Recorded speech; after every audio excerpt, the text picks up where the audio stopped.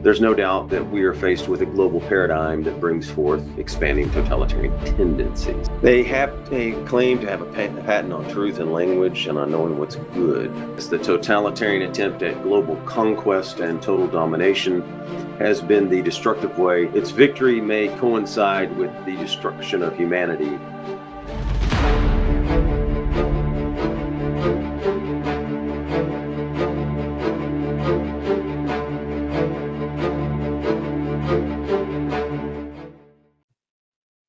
In modern society, where we see this dynamic very much at work, the use of science and technology play a decisive role in enabling totalitarian tendencies to take hold in ways the 20th century ideologues could have only dreamed up. Yes, exactly. I think Goebbels would be amazed by this power if Goebbels had had this technology. Technocracy, the use of science and tech combined. Now remember, now more information has come out since this article. I think is that way you pronounce his name, Dr. Redfield, was at the congressional hearing, and then the Twitter files have now come out. So you have more information while they tried to go around the First Amendment, which they didn't. They broke it, right?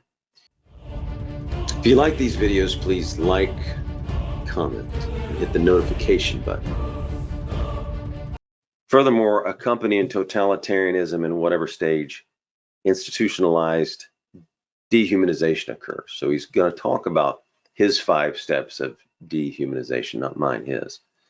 And is the process by which the whole or part of the population is subjected to policies and practices that consistently violate the dignity and fundamental rights of the human being, and that may ultimately lead to exclusion and social, or in the worst case, physical extermination. So they can exterminate you socially or physically, right? Now, he talks about what he's going to write about. We're going to look at some of the basic tenets of the totalitarian movement as described by Hannah Arendt, again, great book, and how this enables the dynamics of institutionalized dehumanization that we observe today. In the conclusion, we'll look at the history and human experience and what it can be telling us about the yoke of totalitarianism. So he makes a disclaimer. He's not saying that he's comparing what's today with the totalitarian regimes of the 20th century and their atrocities.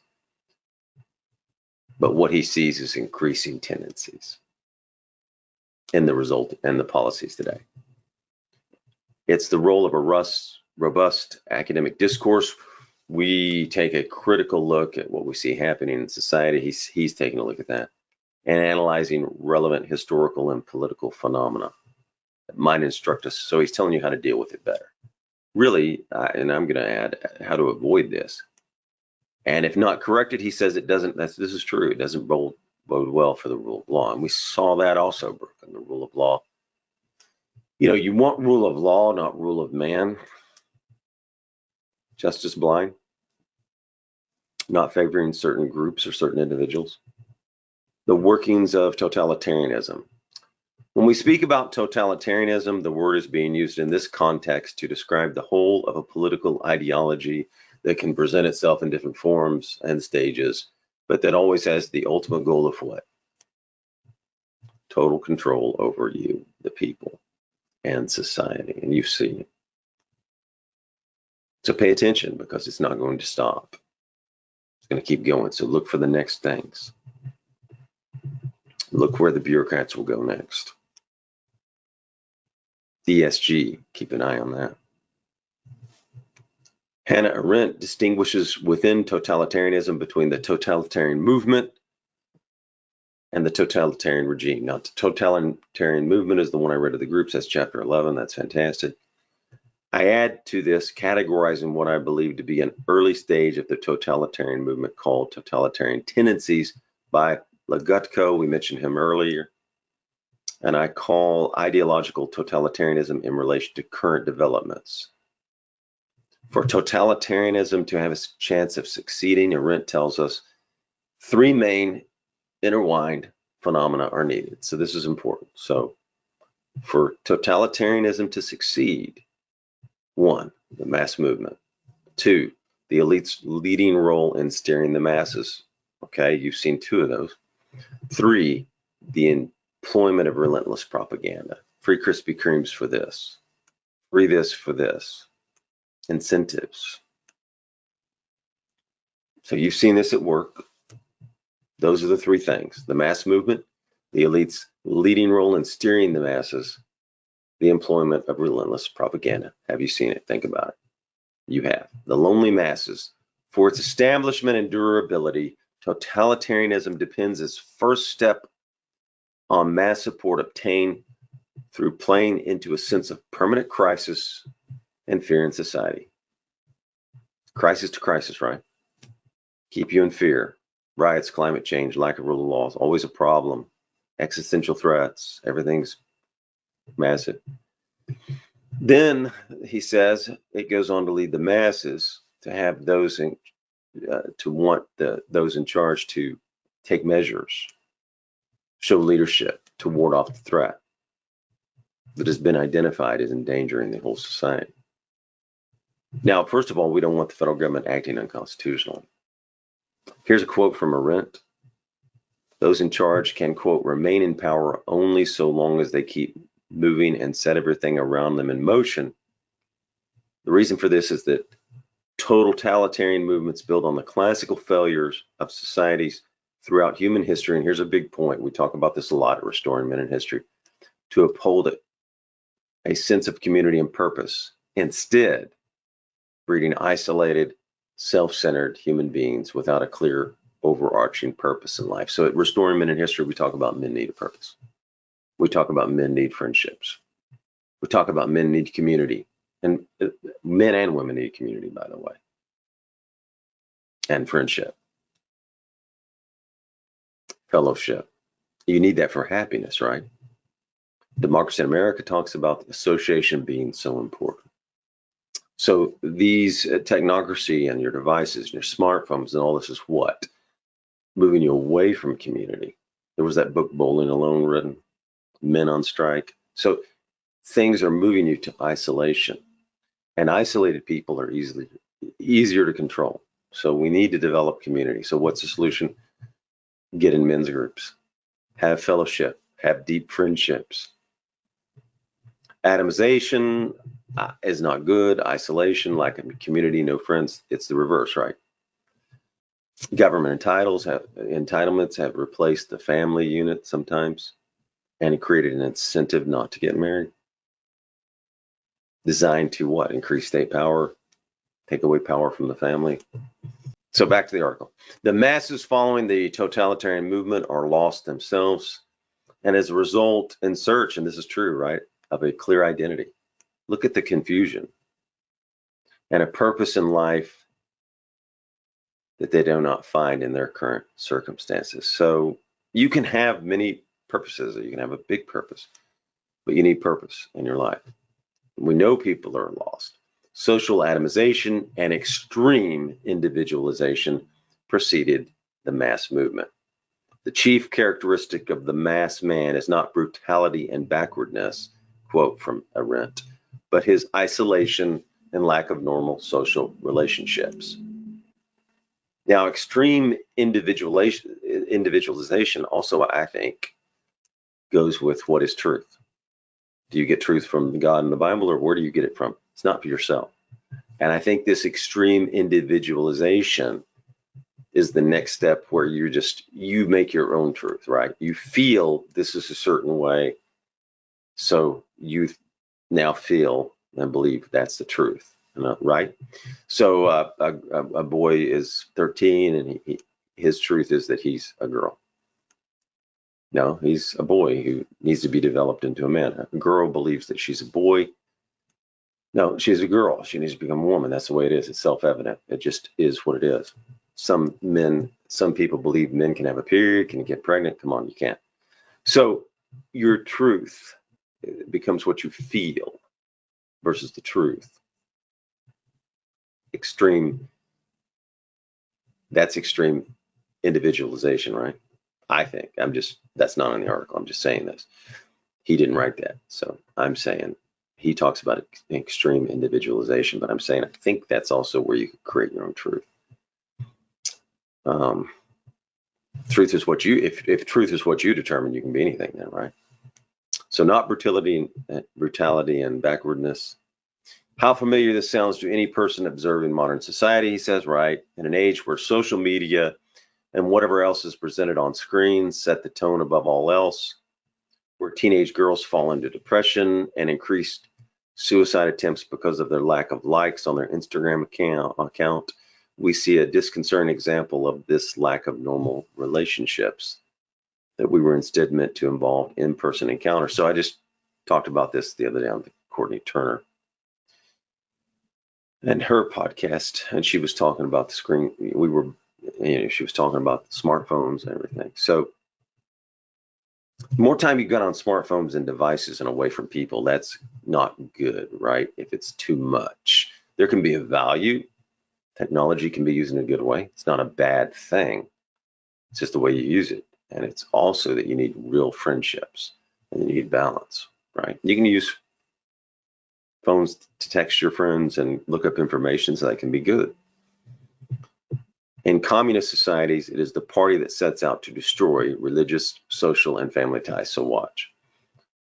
To make place for a citizen that can be completely what? Subjected by the state. So you cut off family, cut off friendship, cut off, destroy God, destroy religion, what? Who gets more powerful? The state, right? Marxist guys have unstoppable progress, and you've heard the term progress. We need to progress. Where technology and a false definition of the purpose of science erodes the understanding of what it means to be human. Quote, in fact, writes Dreyer, this technology and the culture that has emerged from it is reproducing the atomization and radical loneliness, right? Loneliness is up. We know that. Depression's up. That totalitarian communist governments use to impose on their captive peoples to make them easier to control. Keep you isolated and lonely, you're easier to control. And they did it. You saw it. You went through this. What did they do? They said the churches needed to close, and the churches did close, and the churches cut you off from your congregation, from your fellow adherents, from your friends. Social events closed down, networking events closed down, and it made people look. I got a lot of calls. People were very lonely, sad, and depressed and cut off. So that's an opportunity for big government. That's an opportunity for totalitarians. When you're sad, depressed, isolated, lonely,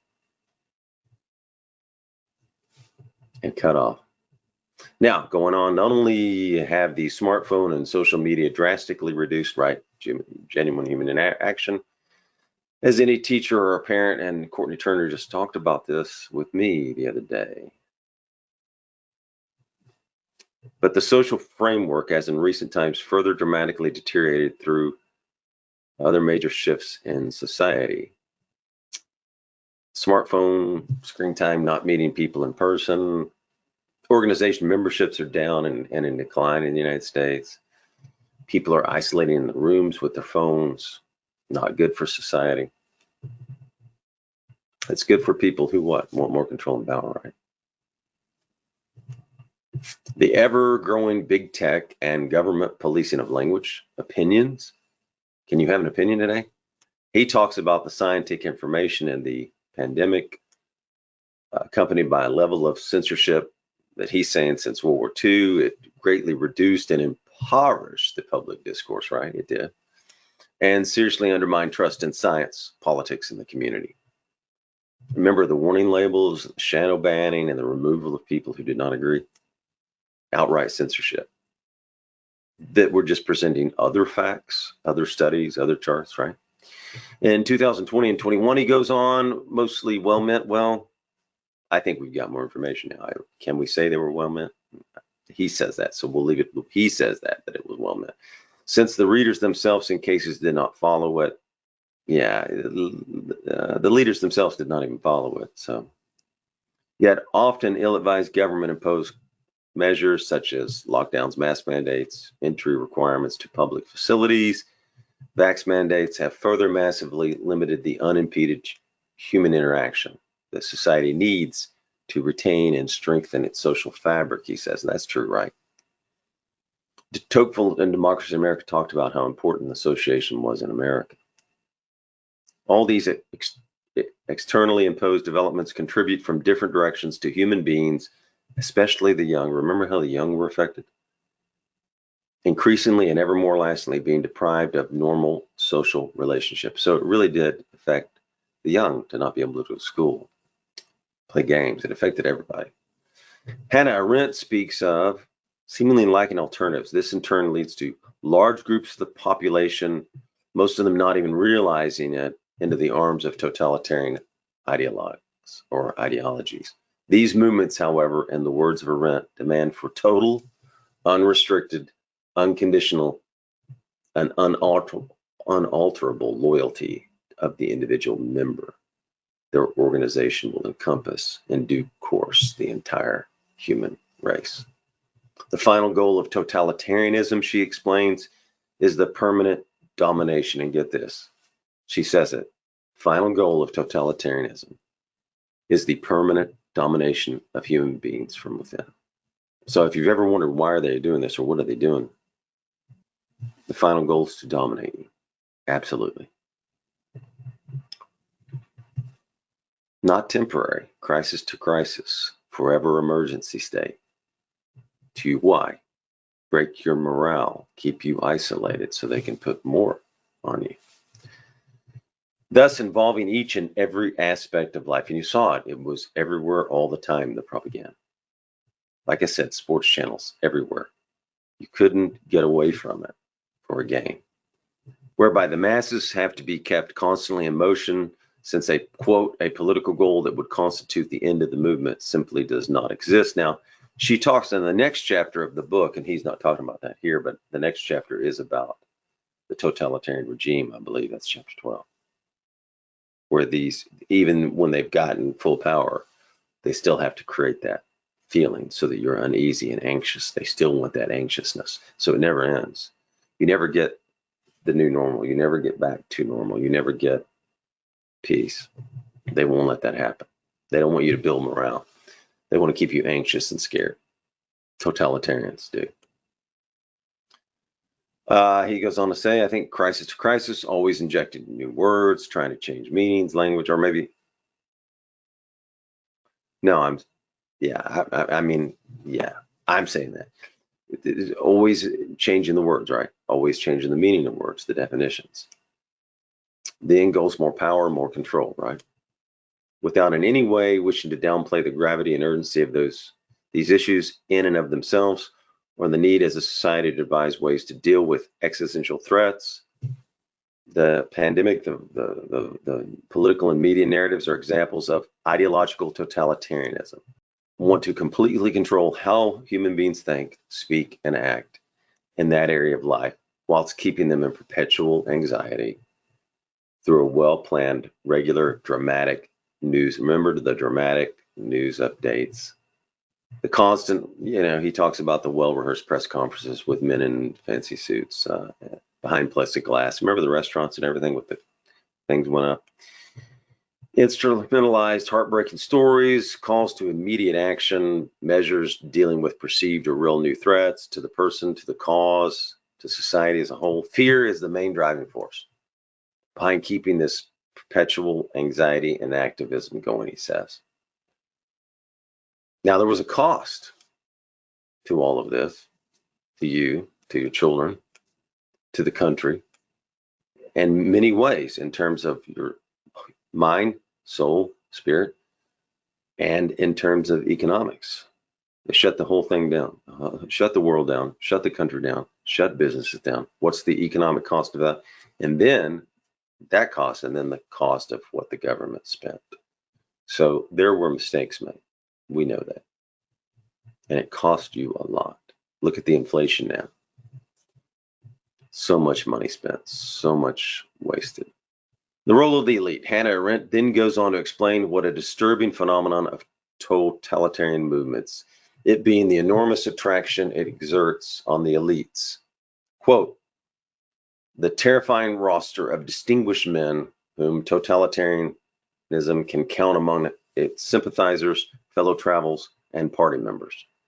The elite believes that what is required for solving the acute problems society is currently faced with is total destruction, or at least the total redesign, now listen to this, of all that was considered common sense. Did you notice how common sense went out the window? Logic went out the window.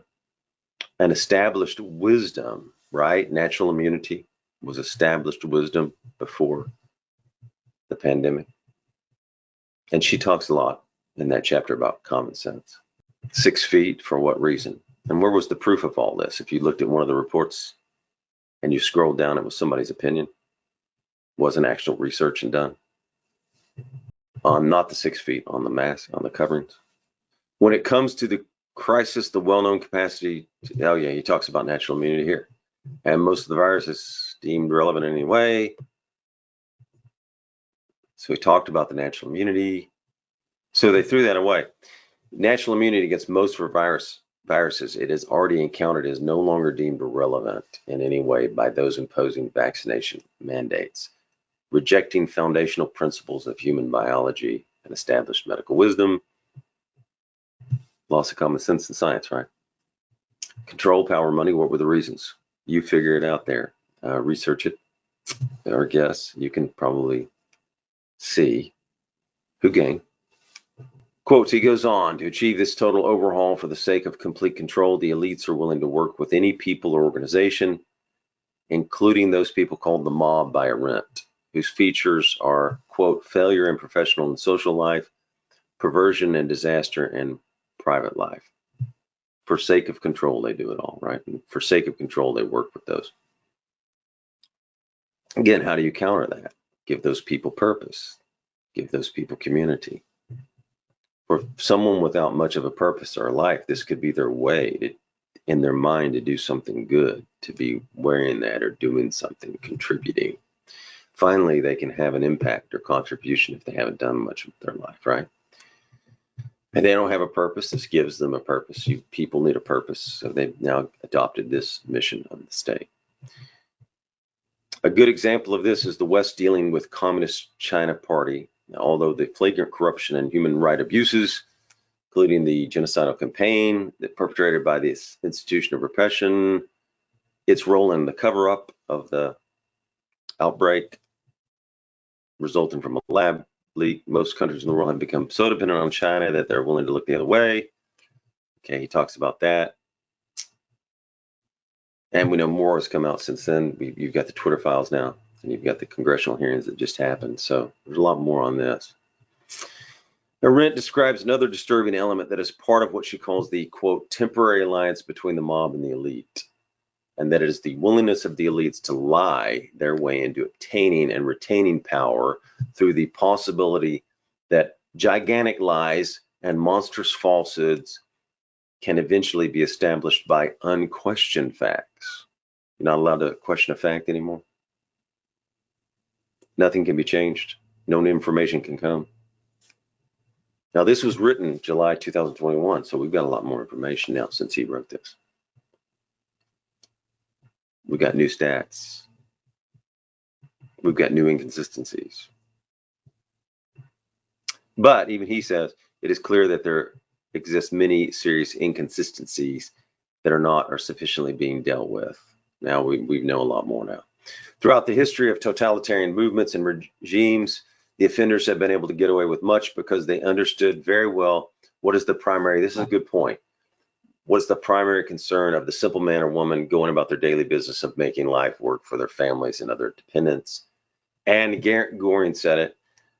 He expressed this, Arendt says this, Goring, proved his supreme ability for organizing the masses into total domination by assuming that most people are neither bohemians, fanatics, adventurers, sex maniacs, crackpots, nor social failures, but first and foremost, job holders and good family men. And nothing proved easier to destroy than the privacy, and think about this one, and private morality of people who thought of nothing but safeguarding their private lives. Isn't that interesting? Think about that one. Job holders and good family member are motivated by what? Taking care of their family. So if it's necessary to do something for a job to feed their family. He says we all long for security and predictability, and hence a crisis makes us to look for ways to obtain or retain security and safety. Many people do look for that security and safety. And you want to balance on that, right? That would be a feminized society versus a manly society. A manly society is going to take more risk.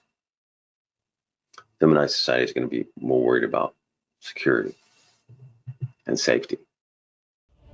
If you like these videos, please like, comment, subscribe, and hit the notification button, and we'll keep making them.